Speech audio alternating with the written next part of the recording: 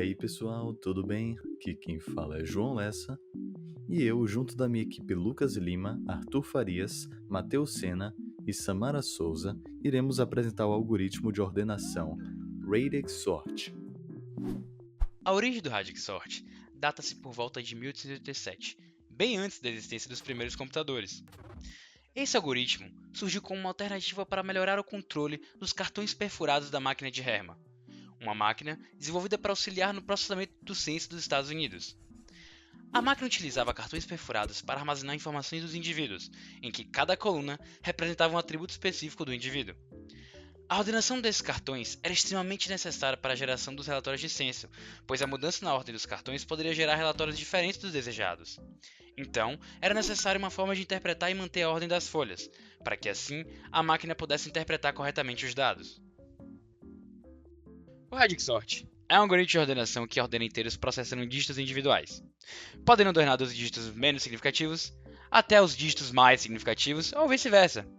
Basicamente, ao invés de analisar elementos inteiros, o algoritmo distribui os elementos em buckets, colunas, com base no valor do dígito na posição atual. Ou seja, analisa os valores das unidades, depois das dezenas, depois das centenas e assim por diante. Dentro do contexto das máquinas de Herman, o processo de ordenação dos cartões se dava da seguinte forma. Os cartões recebiam uma chave numérica única que continha 3 dígitos. Então, a ordenação ocorria em 3 fases. Primeira fase. Os cartões eram ordenados considerando os dígitos menos significativos, ou seja, os dígitos das unidades. Logo, os cartões que tinham valores menores de unidades ficavam no topo, enquanto as maiores ficavam no final. E em caso de chaves que tivessem o mesmo valor de unidade, as chaves eram posicionadas a partir da ordem. Logo, quem viesse primeiro estaria acima. Segunda fase. Os cartões eram ordenados a partir do dígito do meio, que seriam os dígitos das duas dezenas. Então, seguindo a última ordenação, os cartões que tinham valores de dezena menores ficavam no topo, enquanto os maiores ficavam no fim, ainda seguindo a mesma ideia de ordem para dezenas iguais. Terceira fase. Por fim, as chaves eram ordenadas a partir dos dígitos mais significativos, ou seja, a centena.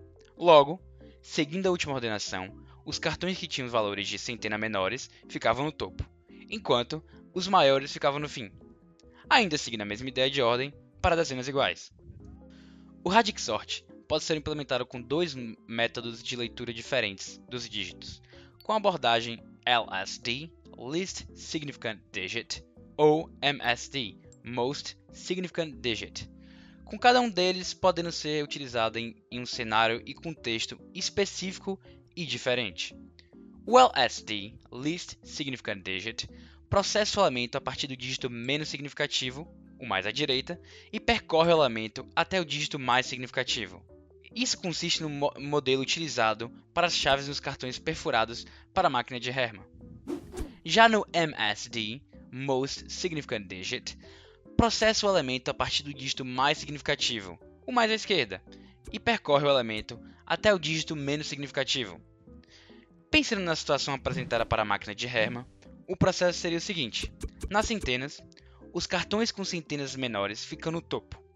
Nas dezenas, dentro de cada grupo de centenas, cartões com dezenas menores ficam no topo dos seus respectivos grupos de centenas. Já nas unidades, dentro de cada grupo de centenas e dezenas, cartões com unidades menores ficam no topo do seu respectivo grupo de centenas e dezenas. Características principais do algoritmo Radix Sort. O Radix Sort realiza a ordenação dígito a dígito, do dígito menos significativo para o mais significativo. Diferentemente de outros algoritmos de ordenação, o Radix Sort não realiza comparações diretas entre os elementos a serem ordenados. 2. Possui seu desempenho dependente dos dados, pois afeta diretamente a largura da chave de ordenação, e se essas chaves tiverem uma largura muito grande, o número de passagens/operações aumenta e afeta diretamente o seu desempenho. 3. O Radix Sort não é um algoritmo de comparação e seu desempenho não é tão sensível à ordem inicial dos dados como algoritmos como Quicksort ou Bubble Sort. 3. Estabilidade. Quando implementado corretamente, elementos com o mesmo valor relativo à chave de ordenação mantêm sua ordem original.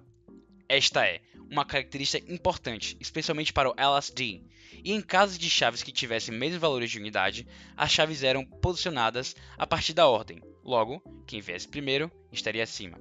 E por último, pode utilizar mais espaço de memória.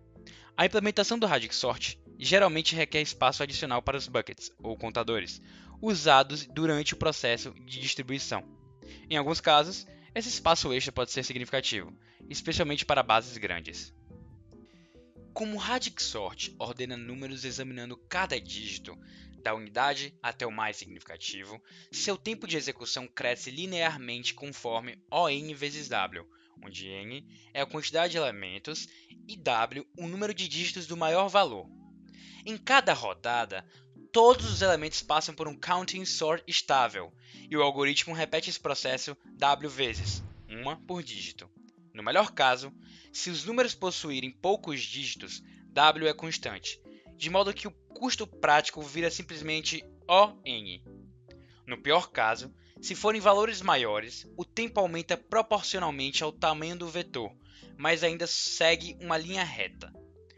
Como o Radix sempre percorre todos os elementos em todas as rodadas, mesmo se já estiverem ordenados, invertidos ou forem todos iguais, o melhor, o médio e o pior caso acabam tendo o mesmo comportamento.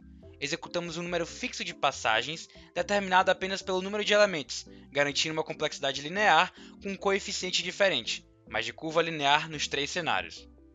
Para simular a dinâmica do código, vamos apresentar um baú com um tesouro, e para abri-lo, precisamos de alguns itens com certas quantias, sendo eles 170 maçãs douradas, 2.345 flores vermelhas, 759 TNTs, 902 Ender Pearls, 6.002 lápis lazulis, 124 blocos de grama, 20 diamantes e 6.566 maçãs. E para conseguirmos obter a recompensa, precisamos ordenar os itens de acordo com sua quantidade, do menor para o maior. E para isso, vamos usar a lógica do Radic Sort. Com o Radic Sort, primeiro ordenamos o valor menos significativo, neste caso, as unidades. Vamos ordená-los. Seguimos com o segundo valor menos significativo, a dezena. Depois, ordenamos as centenas.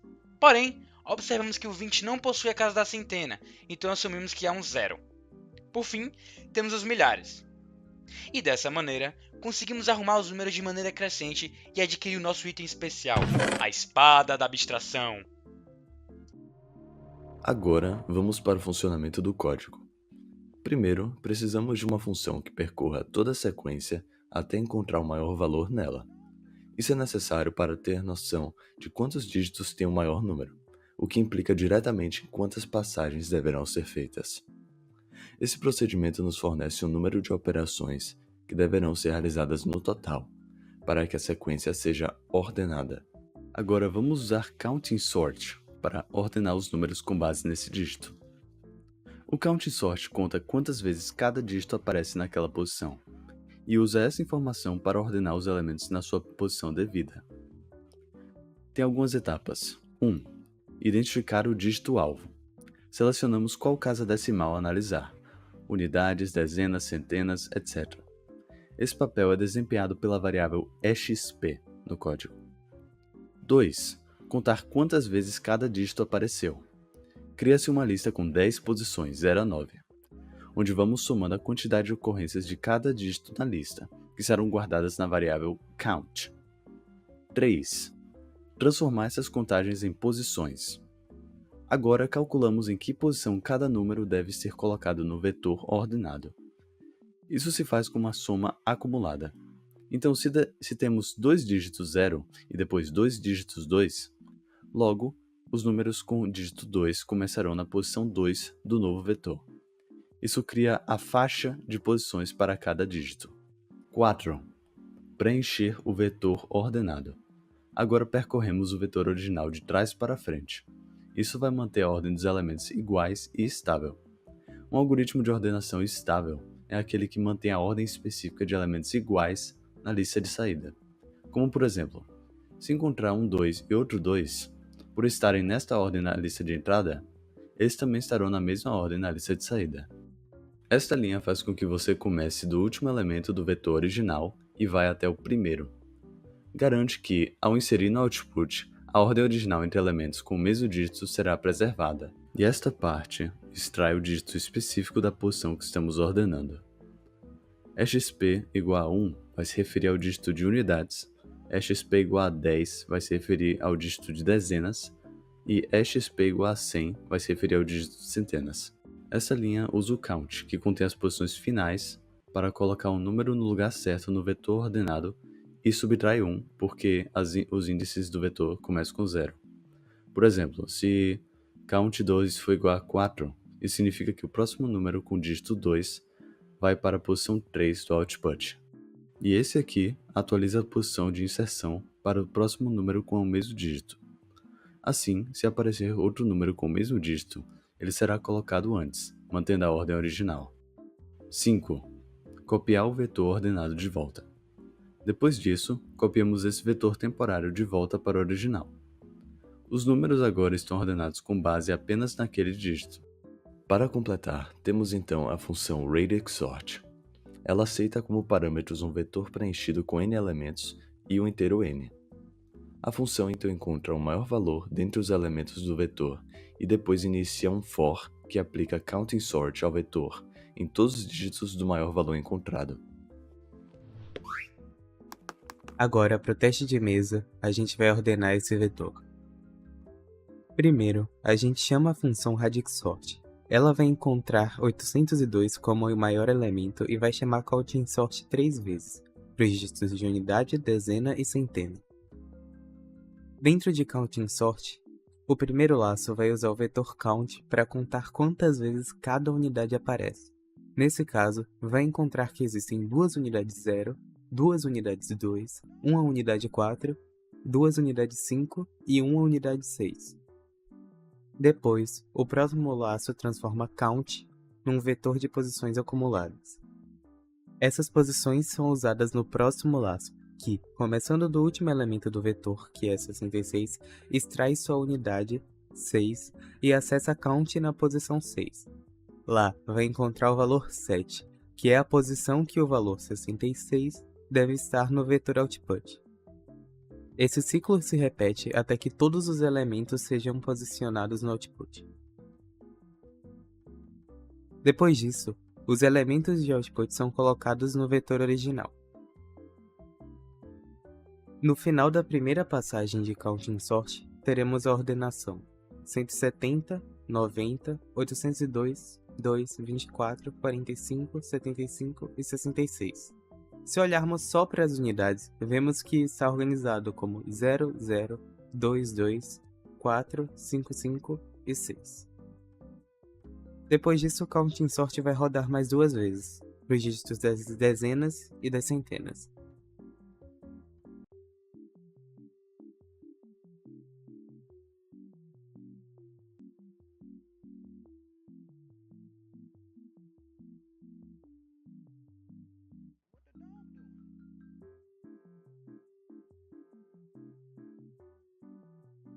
Depois de organizar com base nas dezenas, o vetor fica dessa forma, como 802, 2, 24, 45, 66, 170, 75 e 90.